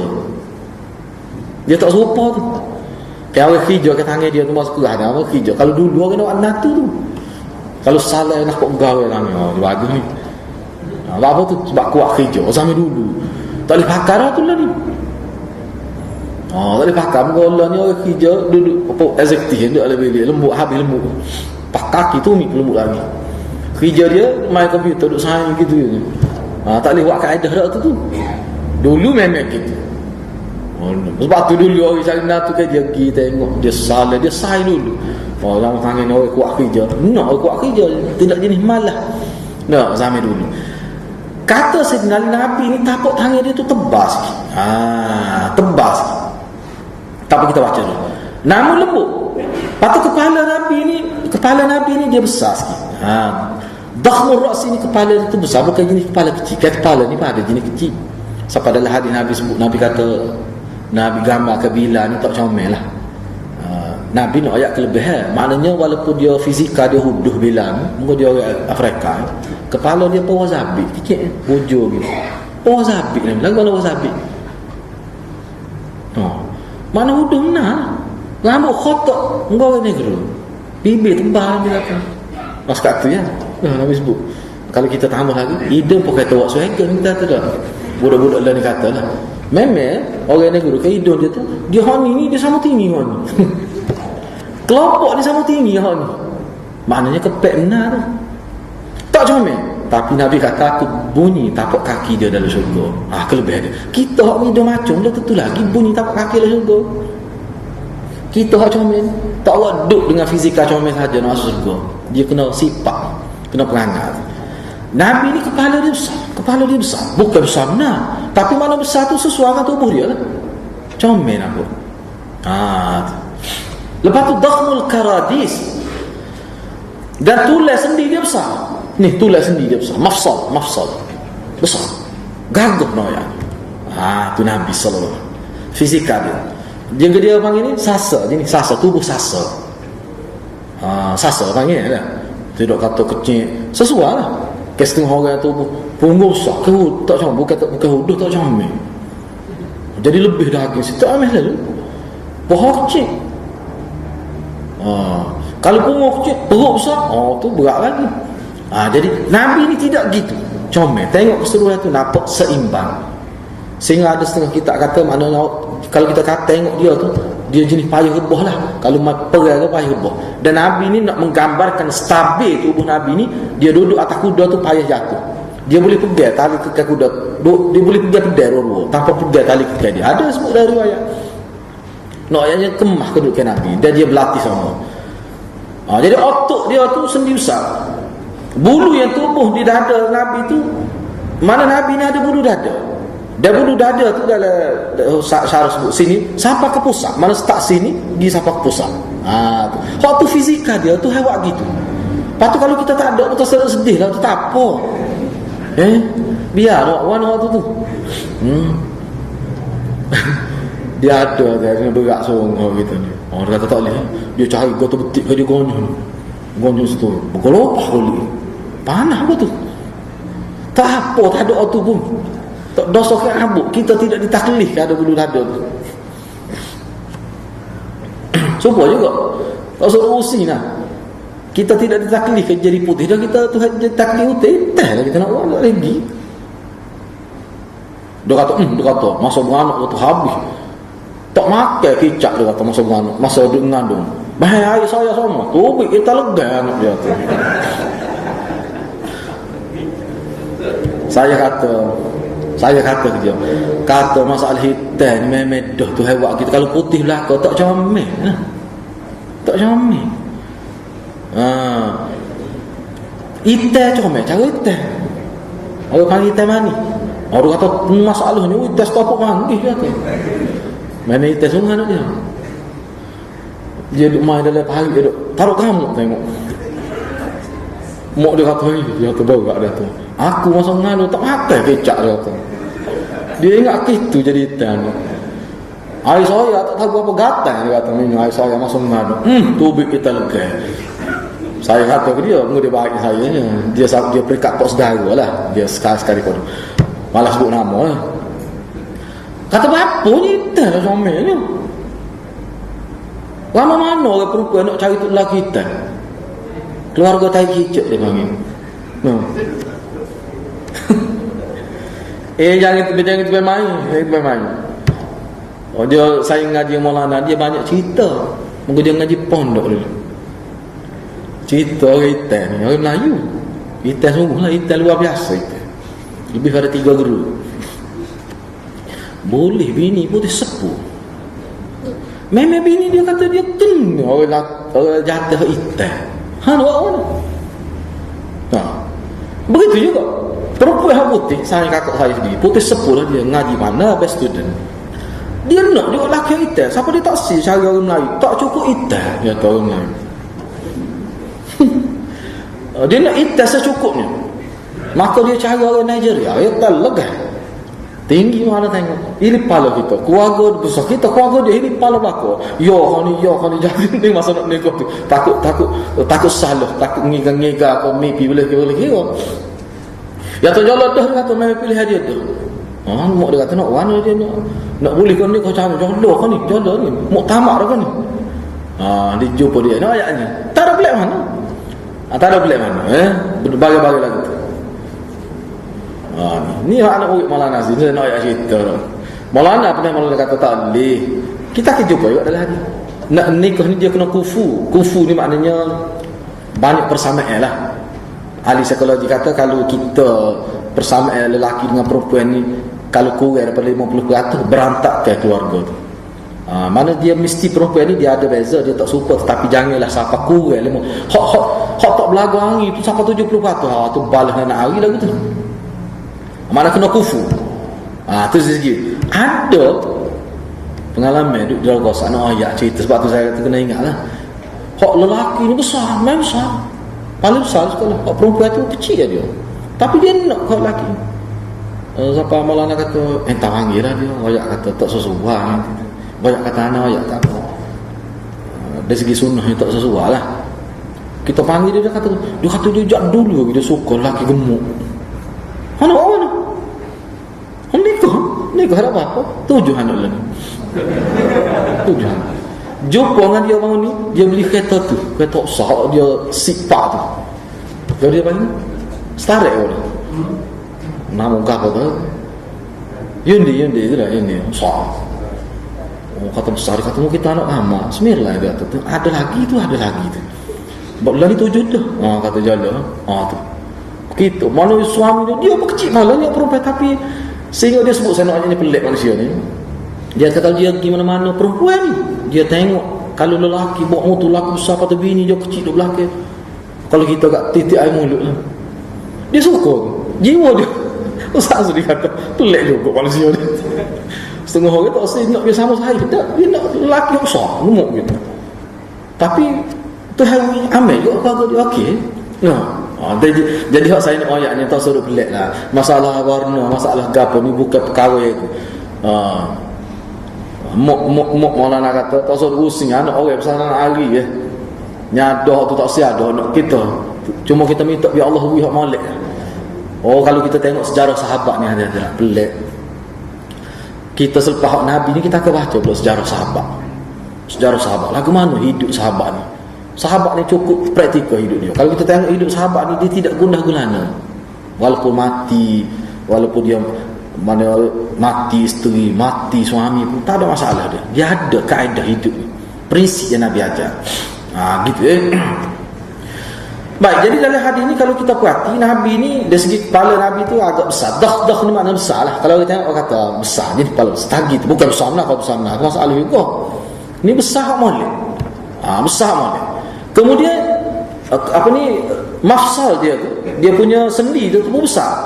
Jadi bulu tubuh ni di dada ni sehingga ke pusat. Lepas tu lebat.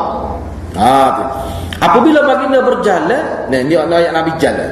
Bila Nabi jalan bergerak dia condong ke hadapan seolah-olah sedang turun dari tempat yang tinggi. Saat ni tak sebut ni. Sebut condong gitu, ya takaffa ya. Ni tak. Ni sebut lain pula. Lebih detail lagi. Ka'annama yanhatu min sabab. Sabak ni turun daripada bukit lah, mana kita turun. Kena nampak condong gitu sikit. Itulah Nabi jalan. Kata Sayyidina Ali kata, tidak pernah aku lihat orang yang setanding baginda. Aku tak tengok orang sehebat baginda. Setanding makna sehebat, aku tak pernah tengok. Wala ba'dahu mithlah, aku tak pernah tengok orang yang seperti Rasulullah dari segi kehebatan. Nampak jalan tu hebat. Sebab ada sebelum baginda lahir ataupun selepas baginda wafat, aku tak pernah tengok. Kata Sayyidina Ali. Jadi dalam hadis ni pun lebih kurang daripada cuma beza sini sebutnya kedudukan dada Nabi ni dia ada bulu dada. Lepas tu ulama sebutlah dalam syarah ni pun sebut. Lepas tu sahabat boleh sebut utama bulu dada Nabi ni, maknanya Nabi ni dia tidaklah ketat sangat. Sebab Nabi ni kadang-kadang dia tak pakai baju dengan sahabat dia.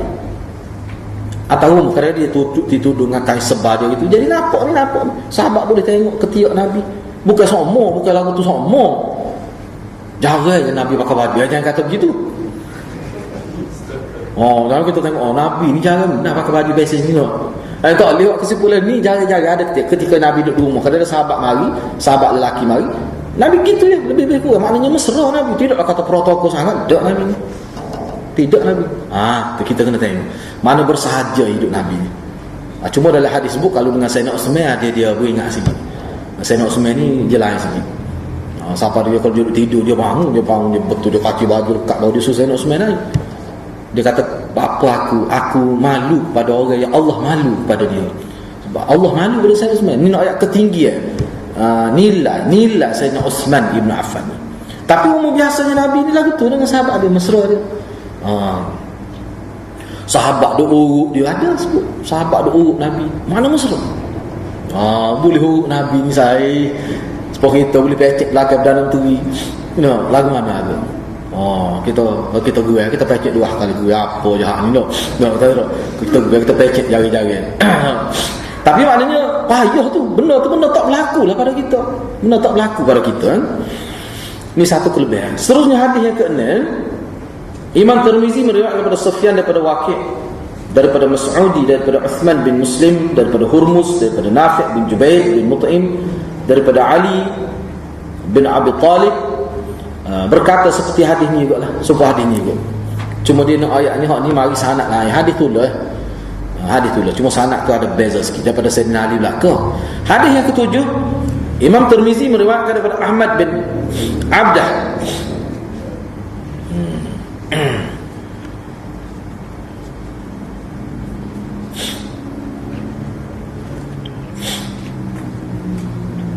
Jadi tadi untuk kalimah, untuk supaya kita mendapat masrubah tadi, tawil masrubah ni khusus untuk bulu dada. Dia kalau bulu di kaki tu lain pula. Ni bulu di dada. Hadis yang ketujuh, Imam Tirmizi daripada Ahmad bin Abdah Ad-Dabbi Al-Basri, daripada Ali bin Hujr dan Abu Ja'far bin Muhammad bin Husain Abi Halimah, diambil daripada Isa bin Yunus, daripada Umar bin Abdullah, itu pembantu Ghufrah, daripada Ibrahim bin Muhammad. Ibrahim bin Muhammad ni adalah anak lelaki Ali bin Abi Talib.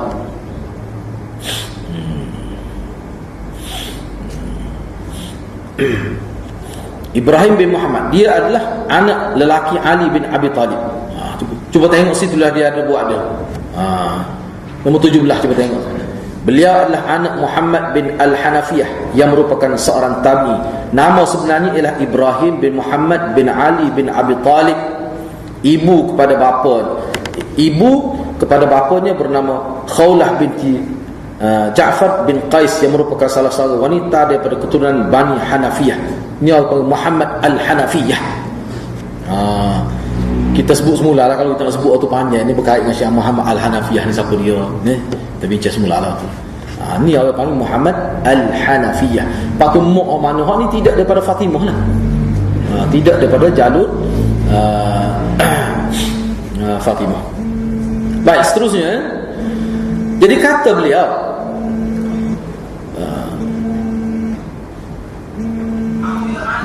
apabila Sayyidina Ali menyifatkan Rasulullah sallallahu alaihi wasallam, dia akan kata, lam yakun Rasulullah bil-tawil al-mumaghid wala bil-qasir al-mutaraddid, wa kana rab'atan min al-qawm, lam yakun bil-ja'd al-qatat wala bis-sabti, kana ja'dan rajilan, wa lam yakun bil-mutahham wala bil-mukaltham, wa kana fi wajhi tadwirun abyadu mushraq. Rasulullah ni tidak terlalu tinggi dan tidak terlalu rendah. Mumaghid ni makna sederhana, dan tidak terlalu mutaraddid ni maknanya gitulah, makna tidak terlalu rendah. Hal dia nak ayatnya maknanya tinggi, tidak tinggi lampai. Hatu nak ayat. Kita tidak perlu panjang, situlah bunga tadi sebut dah. Beliau bertubuh sederhana, ramah minal qaum, bertubuh sederhana dalam kalangan kaum dia. Mana di kalangan kaum dia tu sederhana, tidak tinggi mana. Sebab dalam hati hak tinggi sungguh Sayyidina Umar. Sebab sahabat sebut Sayyidina Umar ni nak ayat tinggi, tak tinggi dia. Sayyidina Umar ni kalau dia duduk amal-amal gini hari Jumaat ni duduk rapat-rapat, nampak kepala dia, nampak tu sebutir kepala Sayyidina Umar, tinggi tu. Duduk apa? Nampak. Kalau kita tengok nampak tinggi, nampak jelas tu tinggi benar. Sayyidina Umar memang tinggi, tapi anak dia rendah. Ibnu Umar ni rendah. Kalau dia qasir anak dia, Ibnu Umar ni rendah. Cerita dia kayak masyhur ke dah. Dia pernah lalu ke sepohon pokok. Dia lalu ke sepohon pokok tu, dia tunduk. Ada dahan. Sahabat suka. Tak payah tunduk lah, pendek ketah tu. Tak tunduk berterang, tak kena kepala mu tu. Orang lain memang tunduk dengan tinggi. Dia pergi tunduk kata, padahal tak kena pun, memang terang tak kena. Dia kata mana? Aku tunduk bukan kerana dahan tu.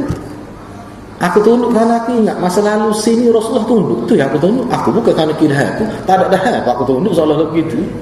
Nak ayatnya dia ni, dia teringat sombong ke Nabi. Dia pergi situ, dia teringat Nabi, dia pun tunduk. Orang kata apa tunduk tak kena. Dia kata bukan kidahan. Dia ingat Nabi lalu tu Nabi tunduk. Tu Ibnu Umar. Terkenal lah Ibnu Umar dia pasal itu. Baik. Jadi Nabi ni rabah. Dan rambut Nabi ni sebab tadi lah, tidak ja'dil qatat dan tidak tidaklah keriting sangat dan tidak lurus sangat. Kana ja'dan rajilan. Ja'dan rajilan ni sini dia panggil ekal mayang lah. Ekal mayang ni kata peluk kata comel lah. Rambut ekal mayang ni maknanya peluk. Ja'dan rajilan. Walam yakun bil mutahham. Badan dia tidak gemuk. Wala bil mukalsam, dan bentuk wajahnya tidak bulat tetapi bujur telur. Kulit dia merah. Wajah apa ni? Abyad masyrab. Abyad ni putih. Ni saya nak sebut segini, ni anak petik dalam syarah dia ni. Jadi Nabi ni wajah dia ni dia tidak bulat. Kan ada setengah orang wajah tu bulat, tadwin. Wajah Nabi ni dia macam bujuk sikit. Bujuk macam bujuk telur ke comel ke. Orang kita pegang macam bujuk comel lah. Bujuk cemoklet orang Melayu kita dia panggil bujuk sirih dia panggil. Gambar bentuk muka comel bujuk sirih. Dia kecil bawah ni comel lah. Sponsor orang bulat bola dah muka.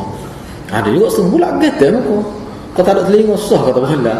No, mana jenis kepala bulat ada juga. Comel belaka tu comel cara bola. No, ni cara. Tapi Nabi ni dia bujuk kepala dia. Gitu disebut. Baik, tak apalah tu. Lepas tu kulit Nabi sini ni kulit dia tu putih ke merah-merah. Cuma anda nak sebut sini abyad masyrab.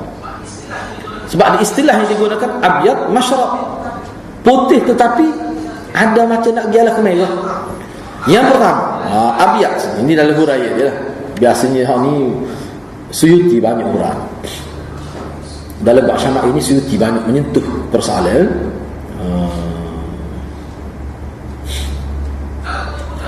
dalam penggunaan orang Arab. Bila dia sebut putih-putih comel ini, dia panggil putih merah, putih kemerahan.